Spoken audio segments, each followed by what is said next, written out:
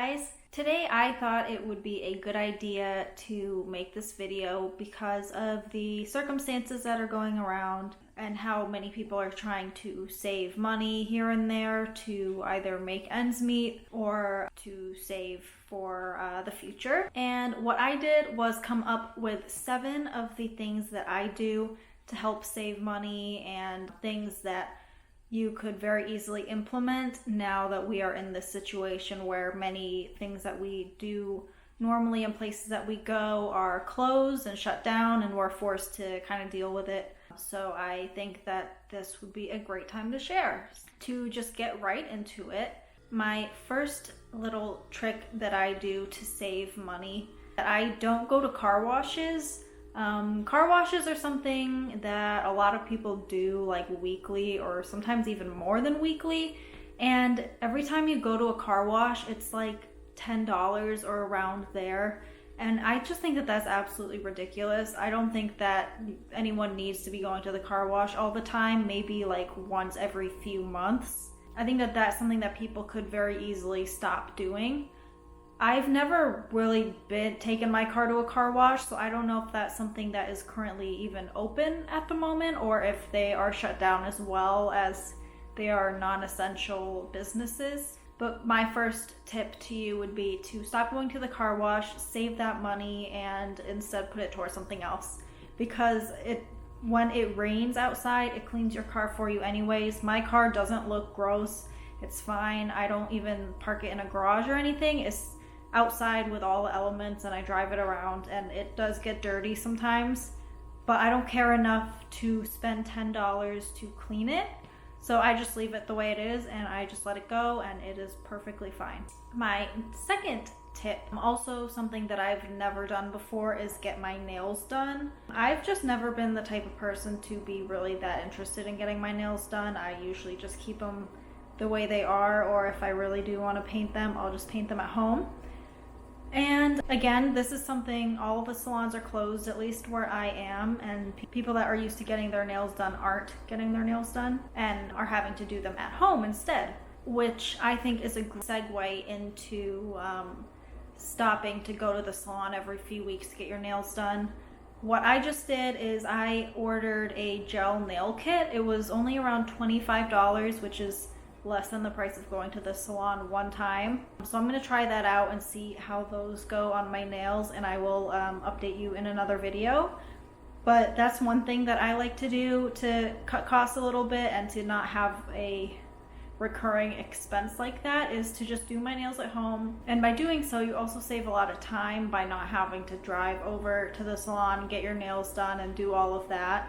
You can just do it at home while you're like watching a movie. So that is my second tip for you. My third tip is also along the same lines.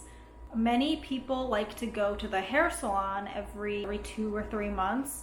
I only go every 8 months about, because normally my hair is just kind of like this all year. It grows a little bit, but I try and keep it healthy, so I don't really need to get trims all that often. And when I do need to get it trimmed, I just do it at home. So I just use some regular scissors, and I mean, it's very self-explanatory to just trim hair that's like this. If you have different situation going on with your hair where you have very like complicated layers and stuff like that, then you might want to continue going to the salon as often as you are. But for someone like me, I don't color my hair or anything, so I just take the ends and just snip off like a little bit each time. And because I have layered hair anyways, it doesn't have to be completely perfect, because it'll look a little more blended in that way anyways, at least in my opinion. So yeah, hair salons are something that I don't go to all that much unless I really want to change something up. And I personally have no issue with not going too much, because I am saving a lot of money that way as well. So that is something to consider. So my tip number 4, I'm really going to try and explain this as good as I can. But you know how when you go on websites, like shopping sites or even like food delivery sites, and there's sometimes a pop-up that says like save 10% or 20% on your first order, and you have to put in your email address. what I like to do is every time I visit those websites, I put in a different email address so that I get a coupon every single time that I am buying something. And some sites, this is extremely helpful because we have Grubhub where I live. You might have like Postmates or one of those other delivery food services. But with Grubhub, they oftentimes have a deal where on your first order, it has to be your first order, you can get like $15 off of $20. So you're only paying $5 for a $20 like service. And you just have to make a new account when you do that. And all you need for an account is like your email address and then like where the billing and shipping information. So instead of having to create a new email every single time through Gmail or whatever it is, what you can do is with Gmail accounts, you can put periods in between any characters of the email address. So if my email address was verynaomi@gmail.com, I could put a period between Very and my name, and that would be technically a separate email address according to whatever website I'm inputting it into. They'll see it as a new email, but in reality, it's actually the same email as the original email. So I could put periods like after each letter, I could put a period, and it'll still all go into that same verynaomi@gmail.com email address.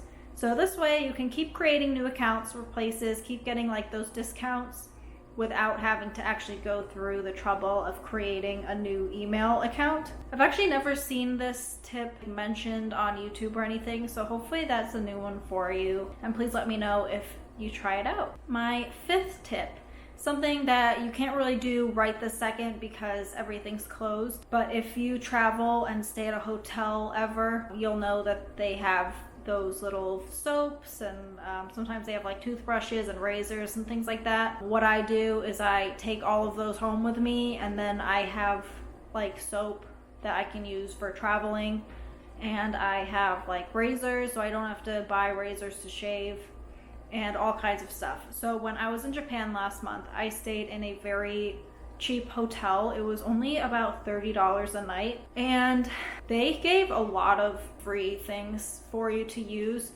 and I would never need to replace them every single day, so I would just keep them and bring them home. So I actually have this entire bag full of what I'm talking about. So as you can see, I have a ton of hair ties, I have razors, so many toothbrushes, cotton pads, I like a hairnet. Let's see what else. And then I also they also came with like little brush combs. So all those things to me were like completely free, and this will last a good year or so just by using these products instead of going out and buying them. So like toothbrushes, hair ties, razors, hairbrushes, things like that, I won't need to actually go out and buy, which is especially helpful when I'm traveling or going to someone's house or something and I need to bring my own stuff with me. This is perfect, very useful. And yeah, so if you're staying at a hotel, I would definitely try to bring some souvenirs home with you. And yeah, so that is my 5th tip. My 6th and 7th tip involve work. So again, something that people aren't really doing so much right now, going actually to work.